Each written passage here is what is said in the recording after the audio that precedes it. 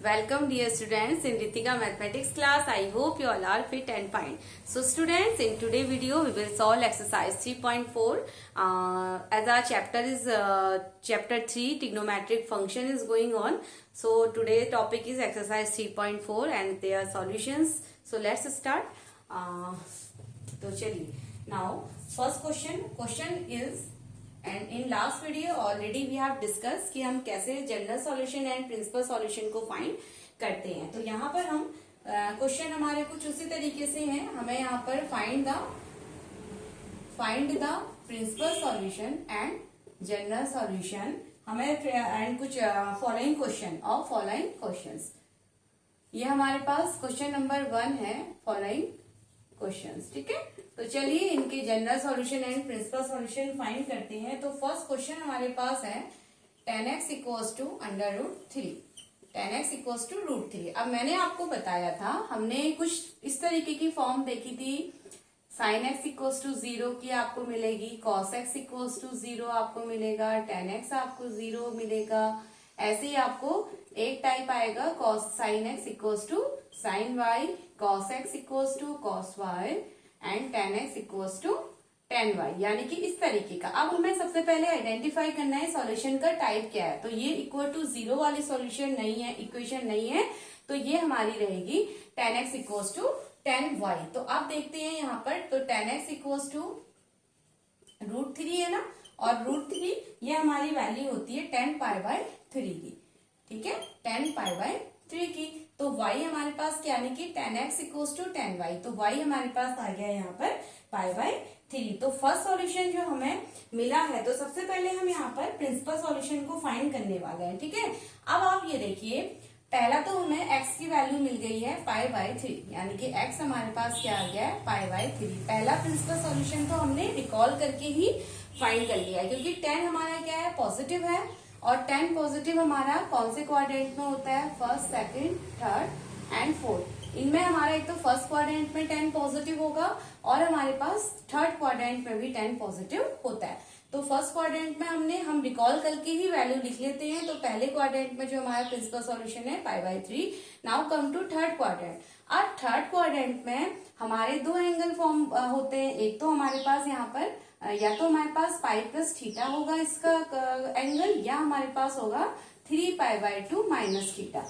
3 pi by 2 minus theta angle को हम ignore करते हैं, क्योंकि ये y एक्सिस का एंगल है और ये एंगल को यहाँ पर चेंज कर देगा, कॉट में वो कन्वर्ट करेगा, वो हमें नहीं चाहिए। तो इसलिए हम पाई प्लस थीटा यहाँ पर लेते हैं। तो क्या हो जाएगा 10, देखिए पाई प्लस थीटा हमारे पास, यानी कि नेक्स्ट एंगल क्या आया पाई प्लस, हमने पाई बाय 3 फाइंड किया है। तो हमारे पास इसको सॉल्व करेंगे, इक्वल्स टू ये हो गया 10 पाई बाय 3 रूट 3। ठीक है, तो और इसको आप 10 पाई बाय 3 भी लिख सकते हैं, ऑलरेडी वैल्यू हमारे पास है। तो नेक्स्ट सॉल्यूशन यानी कि 3 पाई प्लस पाई, तो 4 पाई बाय 3 हमारे पास क्या आया 10 पाई बाय 3 या रूट 3 के इक्वल आया। तो नेक्स्ट जो x की वैल्यू प्रिंसिपल सॉल्यूशन हमें मिला वो क्या आया 4 पाई बाय 3 हमारे पास नेक्स्ट प्रिंसिपल सॉल्यूशन आया है। अब ऐसे ही हम आ जाते हैं, तो हमें मैंने आपको बताया था कि प्रिंसिपल सॉल्यूशन दो ही हमारे पास होते हैं, जो 0 कैसे लाई करेंगे 0 से, यानी कि x की वैल्यू 2 पाई, ये हमारे प्रिंसिपल सॉल्यूशन होता है, और ये हमें हमेशा दो ही एंगल मिलते हैं। अब आ जाते हैं इसके जनरल सॉल्यूशन में। ठीक है, तो प्रिंसिपल सॉल्यूशन तो फाइंड कर लिया। अब जनरल सॉल्यूशन, जब हमारे पास tan x equals to tan y type की फॉर्म होती है, तो उसके लिए हमारे पास जनरल सॉल्यूशन होता है n pi plus y।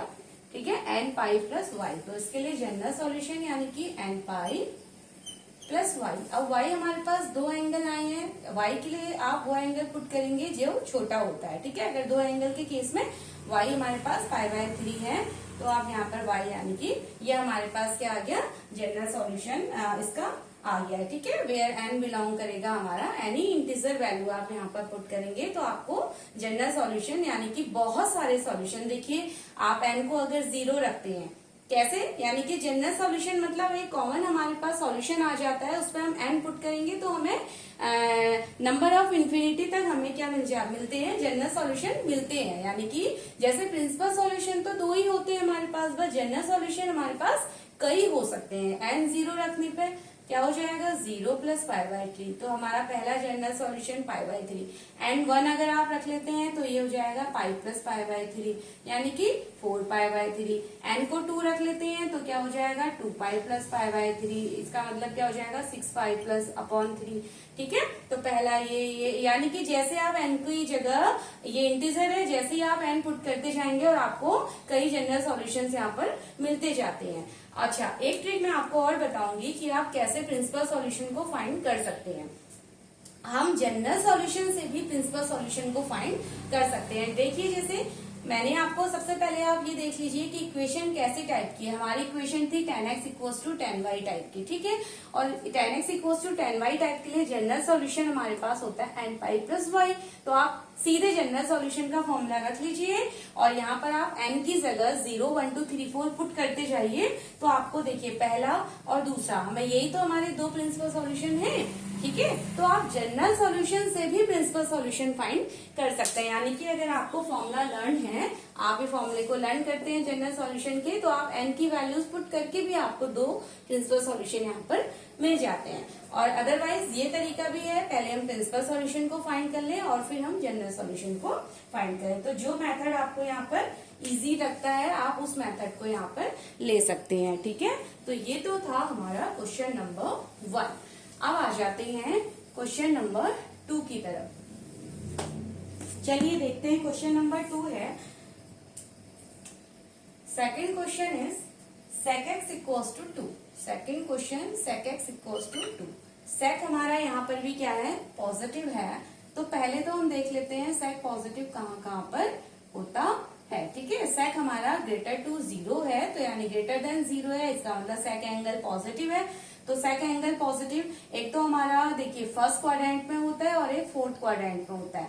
First quadrant में तो हम रिकॉल करके यहाँ पर वैल्यू को रखेंगे एंड फोर्थ क्वाड्रेंट में हमारे पास एक तो 3 पाई बाई 2 माइनस थीटा वर्ग प्लस थीटा यहाँ पर रहता है एंगल, और दूसरा एंगल यहाँ पर रहेगा हमारा 2 पाई माइनस थीटा।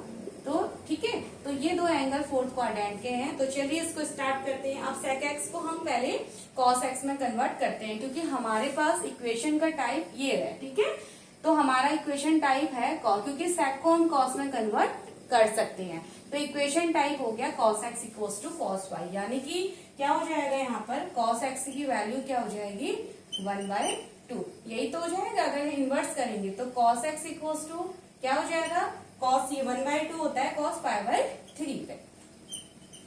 ठीक है, तो 1/2 होता है cos पाई बाई 3 पे।